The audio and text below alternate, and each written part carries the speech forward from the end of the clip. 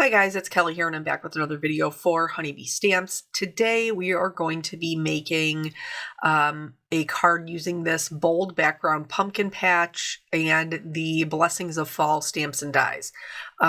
This type of background, we have a couple of different ones. I've pulled out some colored cardstock. These are great. I think they're super versatile and I love the idea of being able to use them differently than just the way that they were intended. So I ended up making two cards out of them. But while I was going through and doing this, like normally I color my die cuts, and so I was like, well, you know what, I'm going to try to do them the way that most people do them, which is they use several different colors of cardstock. And I very quickly realized that the colors that I was looking for I didn't necessarily have in my stash, and so I wanted to show the different ways that I then created my own colors.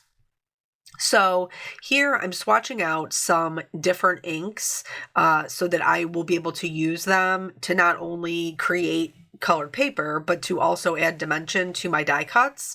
And the way that these work, the bold backgrounds, is like you cut several of each of them. And because I normally do them with coloring, I normally cut them all out of white.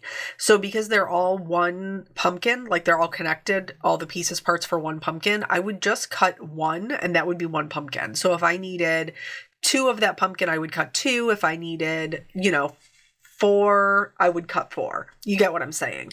But if you're doing it with colored cardstock, then you end up with kind of like extra pieces. So I'm also going to show how I use my extra pieces so that those aren't going to waste.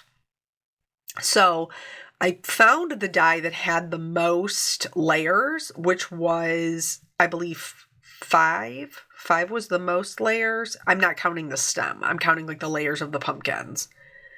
And so I chose 5 colors and then the white, because the white I'm going to be able to switch up. So each one, I cut each pumpkin out of every color of the cardstock I picked for the pumpkins, and then additionally out of white.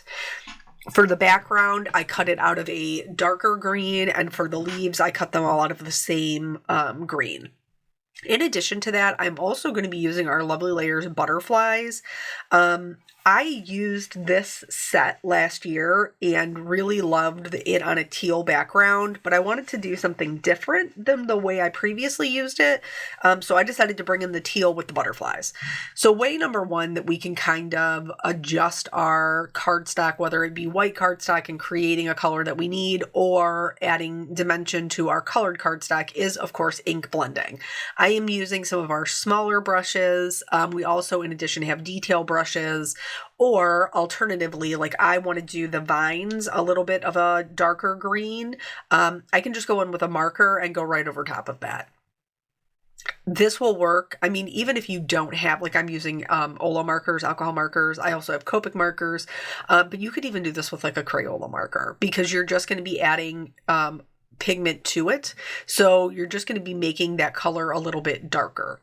Then from there, I kind of, they all ended up in cups because my daughter wanted to help me make her friend's birthday card. So I had all of these like die cut and all over my desk. And then she was like, I want to help you. And I was like, I have to clean this up or I will lose all of my pumpkins.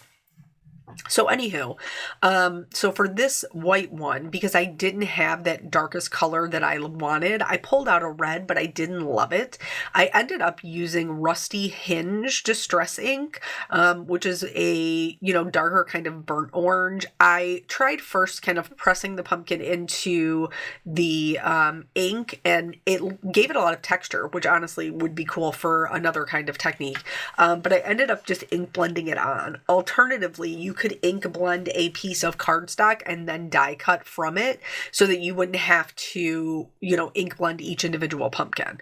And then from there, I just worked my way down through the colors. So because I've cut them from white and then 5 other colors, but there are only 4 layers to this pumpkin, I have the one that I did with the Rusty Hinge. Then the next color all the way down to what is like my second darkest yellow. And then for my second pumpkin, so that I can still use all of these pieces, the darkest colored cardstock, not one when we custom colored, the darkest colored cardstock is then going to be my base for the next one. And that will go all the way out to my lightest color. And then from there, like I'll have in this case, I actually only need one. I'm going to use this other pumpkin on the second card. But in my excitement to put all my colors together, I forgot the stem. So you're actually supposed to do it in the second step, which you would know if you were looking at the layering guide. I was not looking at the layering guide, and I was just excited and putting my little pumpkins together. So I did kind of have to bend back like my top 2 layers so that I could get in the stem. That was my own doing. So typically when you're putting them together, you do like the base layer and maybe the second layer, and then you do the stem, but it's all in the layering guide, which is available on the website. So I cut these stems out of craft. I am going to add a little bit of shading to them later on. But so we're just, basically working through this. If you are not a person who likes to color your pumpkins, which I totally understand, that is why I chose to do the card this way, because I know that this way of doing it is a little bit more popular than my way of doing it, and you can still get really beautiful results. So the next way that we can do it is to bring in a marker. You don't need to color in the whole thing because it's the back layer that's the darkest. So I just went around the edges. You do want to make sure you get all of the actual edge though. You can see here I didn't get the edge and there's a little bit of white showing. That's going to be a giveaway. If they can see the white edges, it's going to be a giveaway that that's not colored cardstock. So we want to make sure that we are coloring that and its edges included. And then here I did successfully remember to put the stem on, so good for me. And then again, I worked through both down to like the second darkest yellow, and then the next one will be just the colored cardstock out to the lightest yellow. And this worked really well for me. I do still have extra pieces that I didn't need for these particular cards, but as I will show you when we get to the last set of cards, it wasn't intentionally like trying to wait like you gotta hang out the whole video to see the last set. It was just happened to be the last one that I did was the one that I needed 3 of. So anywho, if you have been following along with my videos, you know that I typically do story time. So I talk about, my life, my kids, things like that. I had somebody ask recently in a couple of videos, actually, if I was no longer doing story time. I am still doing story time. I thought that I was doing it pretty regularly, but apparently that may not be the case. Sometimes story time is about my family. Sometimes it's about me. Sometimes it's about like crafting, like different things. But there typically is a story time unless there is, it's a short video with a lot of instruction, then that might be the only time it's missing. But most of the time it's here. So this one is the one this is how I decided how many pieces of paper or pieces of cardstock to use, because this is the one that requires the most cardstock. So I have the darkest layer. This is the one that is the full 5 layers. And so up until now, we've been kind of custom coloring the darkest version with either a darker marker or that ink blending, that rusty hinge ink blending. So I'm going to do this one. This is the one where we use the marker on the back. We use the rusty hinge. I apologize. We use the distress inking on the back, and then we'll move out all the way to the lightest color because there are 5 layers here. And then we're going to do the same thing that we did before, where we're using that second darkest color as our base layer for our next pumpkin. But instead of making that the custom color, I'm going to take this one up here which is the lightest layer. And instead of custom coloring the darkest color, in this case, I'm going to custom color the lightest color because I do still have those white pieces left. Tell me, do you like doing, do you like cutting them out of colored cardstock, or is that just an assumption that I made? Because I don't typically, I cut everything out of white. That was like way old school when I first started card making. I made the decision that instead of investing into a lot of different colored cardstock, I was going to invest in my inks. That way I would be able to create my own colors, my own backgrounds, and to me, that was a better investment of my money. So that's the way I kind of still operate, is I'll just cut it in white and make it what I want it to be. Though I will say that it is faster to use the colored cardstock. That there is no denying that. And the results are very good. Once we do the kind of added things to create the extra dimension, the results are fairly good. So here, now we're left with these pieces. And instead of, being like, okay, well, I don't have I've used both of my darks, or I've used both of my, lighter layers. I'm actually going to use a combination to color the colored cardstock. So I used the darkest marker to do my back layer, and then I used Rusty Hinge to do my middle layer. But these all started as colored cardstock. I am just layering color over top of them to get what I want. So here, this one is a little bit lighter. I'm going to make it a little bit of a brighter orange. And then for my top layer, instead of making it like a super light pale yellow like it's been, I'm going to use this kind of mid-tone. It's only slightly lighter than the the color that's behind it, but it's okay. It's enough to create some dimension. So don't feel like just because you cut these pieces out of colored cardstock that you can't also modify them, because you can. Because sometimes, you just don't have the color that you need, and you got to do what you got to do. So here, this is the blending brush that I have been using with the Rusty Hinge. And so I'm just taking what's left over on it and adding some ink blending from the bottom towards the top. This is going to give all of them a lot more dimension, and it's going to give them all a much more cohesive look. Now, eventually I did have to kind of dip back into my actual ink pad, but then I tapped off the brush several times before I took it to the pumpkins. Now I started, because this is, we always just do what we always do, right? So I started doing the leaves the same way that I did the pumpkins, holding them in my hand and chasing them all over, which is what I've normally done. And I was like, silly girl, you have a little grip mate. So I lined up all of my leaves onto my sticky grip mate, and this is working lovely. A sticky mat from All To New would also work. There's a lot of different ones out there. This one happens to be from scrapbook.com. So then I added some shading with crushed olive, up from the bottom toward the edges, and then I did peeled paint. And then finally I did forest moss. And so we're creating a dimension in the way that makes the most sense and the way that is going to be the quickest. And in this case, it is going to be the ink blending. If you don't have a lot of inks, but you do have markers or colored pencils, then of course you could add the shading with that as well. For the butterflies, I cut it out of a pale kind of Tiffany blue. And so I'm going to leave that as the color for the lightest edges of the wings.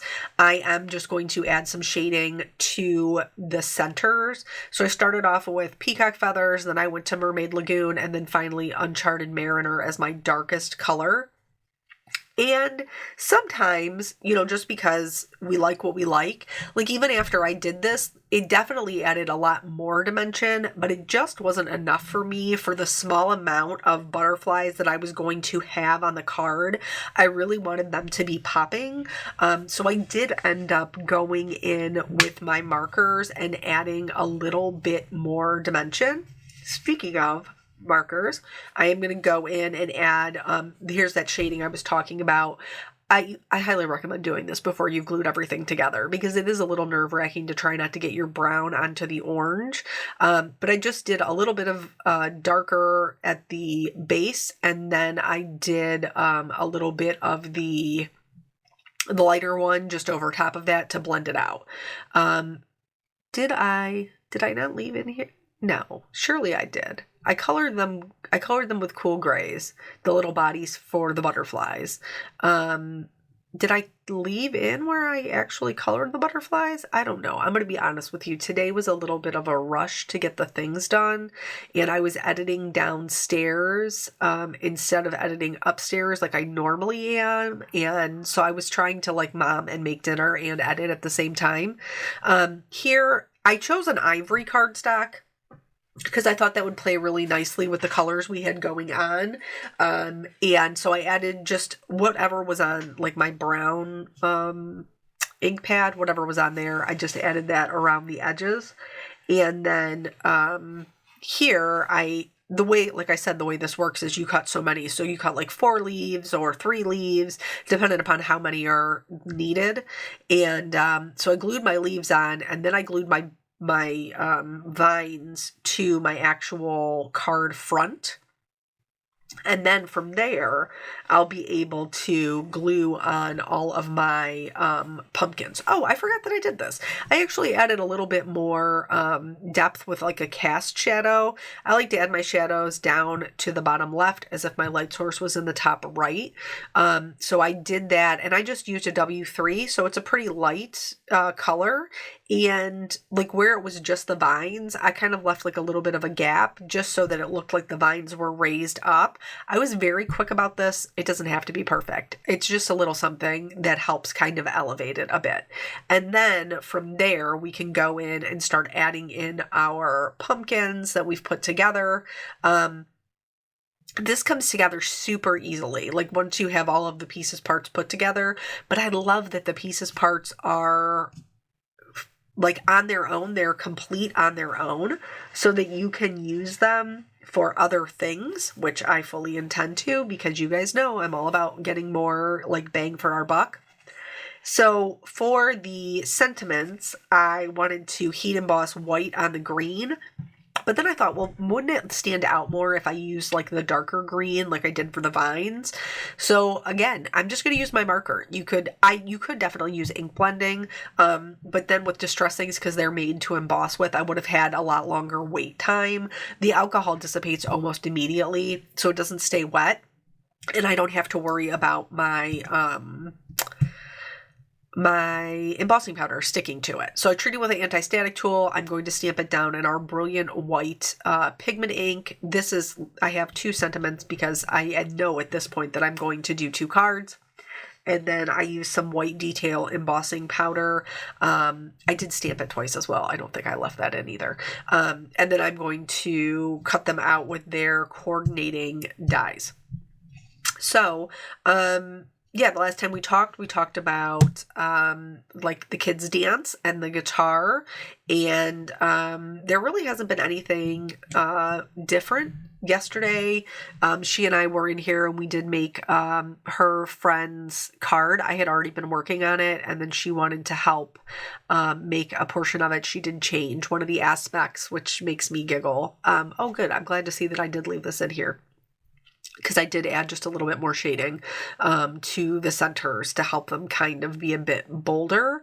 And then I'm going to put them together with their bodies. I didn't love how cool the cool gray was with the warmer tones I had going on. So I did go in with a W3 and just go right over those to help them be a little bit warmer. And I did like that a lot better. And then once I had the butterflies put together, I kind of laid them out where I wanted them to go. And then the sentiment for this one, I'm actually going to pop up on foam tape, so it clears all of those like layers of cardstock that we have going on. But before I pushed it down fully, I wanted this side view butterfly to be kind of tucked behind it. So I did glue that down, and then I can put my sentiment, let our lives be full of both thanks and giving. I thought that was great.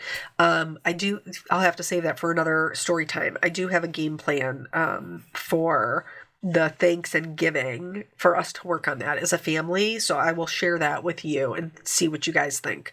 So for the butterfly that's down to the bottom right, he was glued flat. The one that kind of overlaps that pumpkin, I popped this one up on foam tape as well. And then, I can never leave well enough alone. And I love the shimmers, so I will be adding those as well. So I added the shimmer. You'll see like my bottom pumpkin has a little bit of teal on it, because I totally forgot that we use distressing. So, if you use your clear glitter pen on your things that you've colored with distressings, just be advised because the moisture can reactivate the paint. So clean off your brush before you go to another color. I didn't. That pumpkin has a little bit of teal on it. It's fine. So here is the other one that I was able to put together with our leftovers. I cut out like a little portion of the vining. And then the extra leaves, I used one of my extra butterflies as well. And then I accented them both with some rhinestones. They all have that shimmer and the white highlights. I hope that this inspires you to use these bold backgrounds and to use them maybe a little bit differently than you originally anticipated. Thank you guys so much for joining me. I always appreciate your time, and I will catch you on the next video. Bye.